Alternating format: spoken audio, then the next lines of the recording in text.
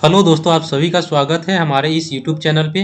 आज हम बात करने वाले हैं भारतीय वायुसेना में जो अग्निपथ स्कीम है उसके अंतर्गत अग्निवीर वायु नॉन कॉम्बैटेंट के लिए ये फॉर्म निकाला गया है, जो कि 10th पास लोग भर सकते हैं।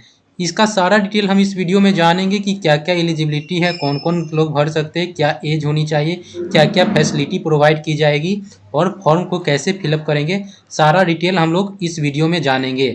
तो आप लोग से रिक्वेस्ट है कि अभी तक आपने इस चैनल को सब्सक्राइब नहीं किया है तो सब्सक्राइब कर लीजिए और वीडियो को लाइक कीजिए, ताकि आपके पास जॉब से रिलेटेड सारा इन्फॉर्मेशन और अपडेट पहुंचता रहे।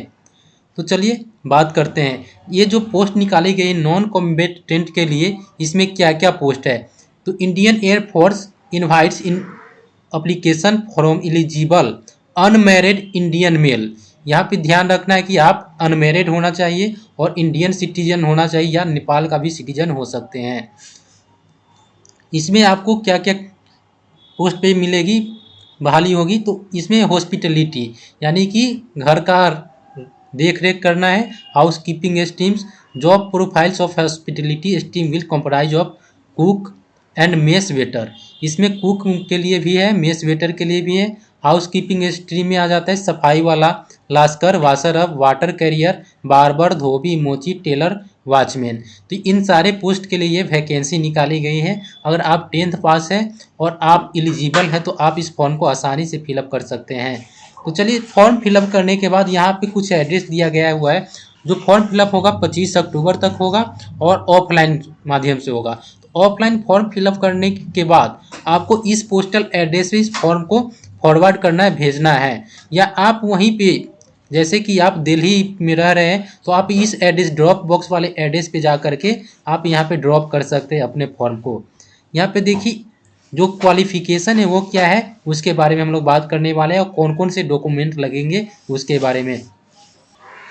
देखिए दोस्तों, यहाँ पे जो जो डॉक्यूमेंट लगेंगे वो आपका क्लास 10th का पासिंग सर्टिफिकेट होना चाहिए और पासपोर्ट साइज फ़ोटो जो रिसेंट होना चाहिए, जुलाई 2022 से पहले का नहीं होना चाहिए, उसके बाद का होना चाहिए। और इसमें देखिए लाइट बैकग्राउंड होना चाहिए और इसमें हेड गियर नहीं होना चाहिए, यानी कि कोई कैप वगैरह नहीं होना चाहिए एक्सेप्ट सिख। यानी आप सिक्स है तो आप जो टर्बन आता है वो लगा सकते हैं, बाकी के लिए अलाउ नहीं है।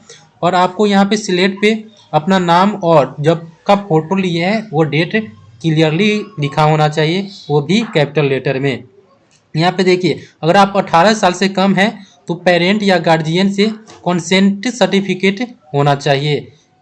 और आप के पास आधार कार्ड है तो आपको आधार कार्ड ले जाना होगा जब आपका सिलेक्शन होगा उस टाइम पे। लेकिन आप जम्मू कश्मीर, असम और मेघालय से बिलोंग करते हैं तो आप आधार कार्ड के एक्सेप्ट दूसरा भी आईडी कैरी कर सकते हैं। जो इसका एज लिमिट है वो क्या है उसके बारे में हम लोग जानते हैं। तो आपका एज लिमिट 31 दिसंबर 1999 और 30 जून 2005 के बीच में अगर आपका बर्थ हुआ है, जन्म हुआ है, तो आप इसके लिए एलिजिबल है, अप्लाई कर सकते हैं।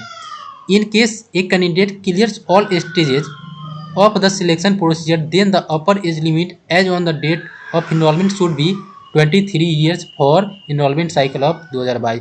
तो आपका अपर एज लिमिट 23 साल ही होना चाहिए, उससे ज़्यादा नहीं होना चाहिए।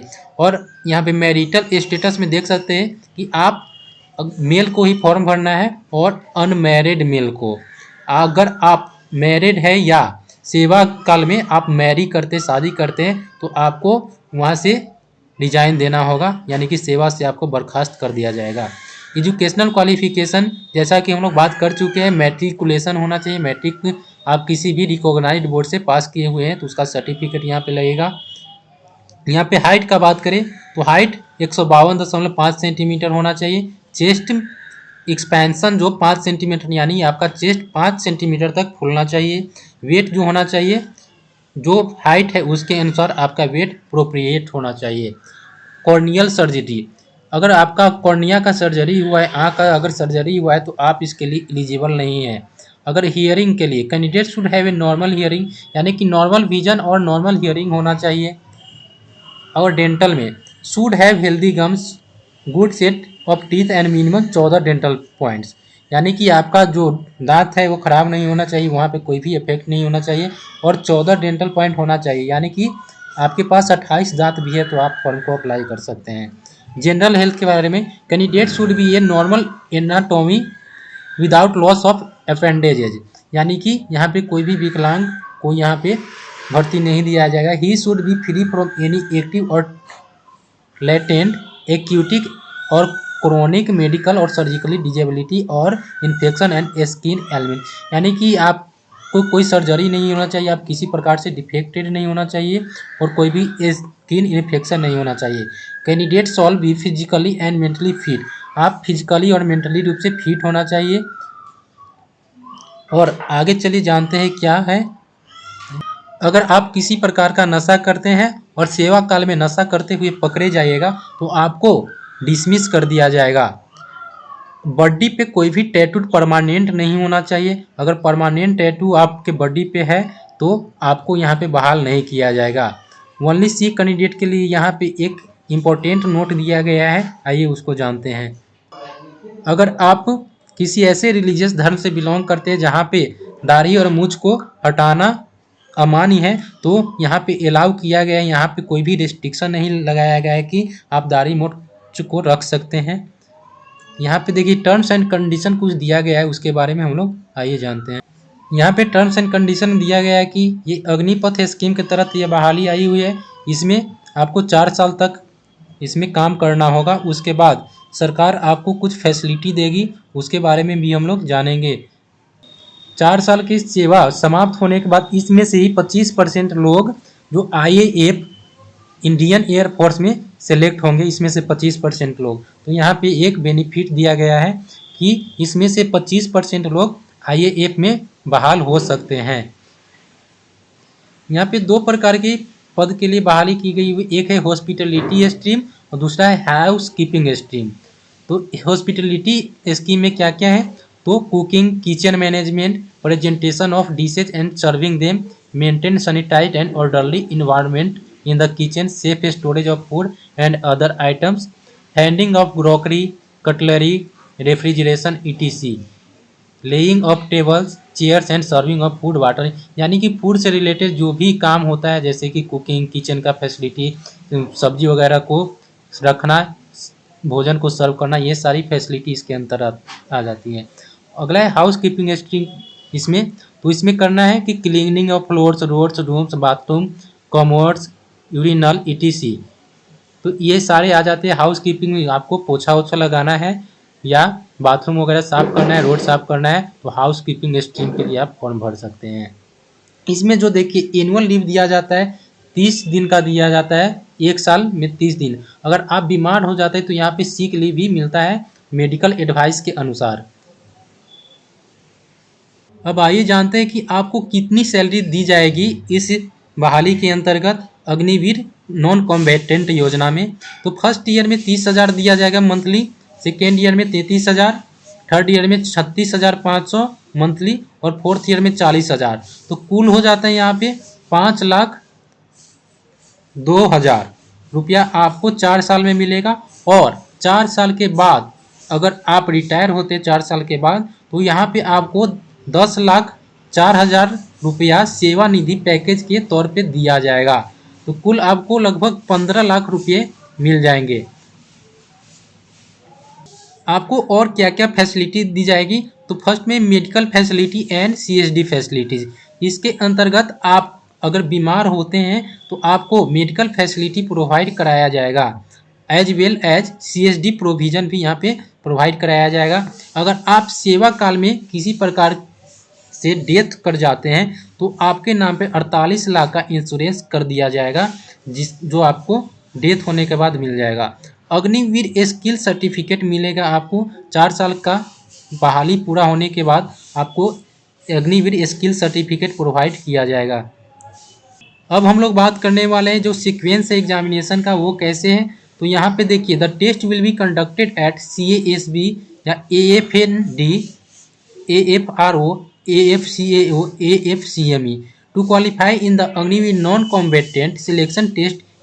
A candidate has scored minimum 50% marks in each part, written test and STEAM proficiency test.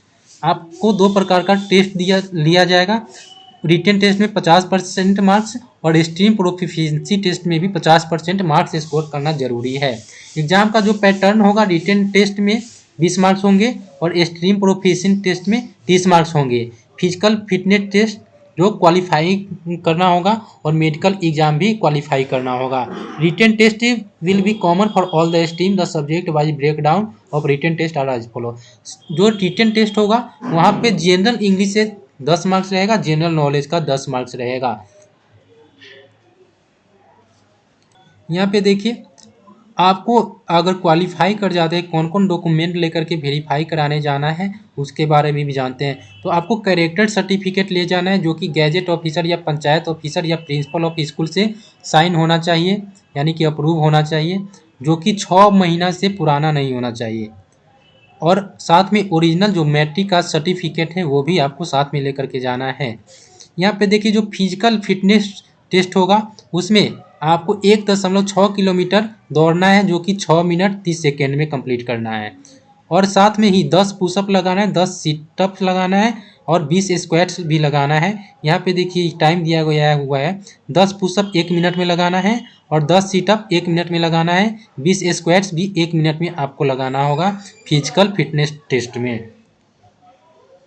और भी सारी आपकी मेडिकल एग्जामिनेशन की जाएगी, जिसमें ब्लड, हेमोग्राम, यूरिन का बायोकेमिस्ट्री, जैसे जिसमें ब्लड शुगर, फास्टिंग और PP, serum cholesterol, urea, uric acid और क्रिएटिनाइन, एलएफटी, सेरम बिलिरुबिन का टेस्ट किया जाएगा, एक्सरे चेस्ट का लिया जाएगा, ईसीजी किया जाएगा और जो भी नेसेसरी टेस्ट है वो भी आपका लिया जाएगा। अब बात करते हैं कि कैसे फॉर्म को फिलअप करना है। तो फॉर्म फिलअप करने के लिए ये जो लिंक दिया गया हुआ है डिस्क्रिप्शन में दिया गया हुआ है, जहाँ से आप सारे नोटिफिकेशन और फॉर्म को डाउनलोड करके फिलअप कर सकते हैं। यहाँ पे देखिए, जो भी क्राइटेरिया है, जो भी यहाँ पे एलिजिबिलिटी है वो डालनी है और साथ में आपका पासपोर्ट साइज फ़ोटो, जैसा कि हम बता दिए हैं, सिलेक्ट होना चाहिए। उस पर कैपिटल लेटर से आपका नाम और फोटो का डेट होना चाहिए और साथ में सर्टिफिकेट भी अटैच करना है, अगर आपके पास एक्सपीरियंस सर्टिफिकेट है तो।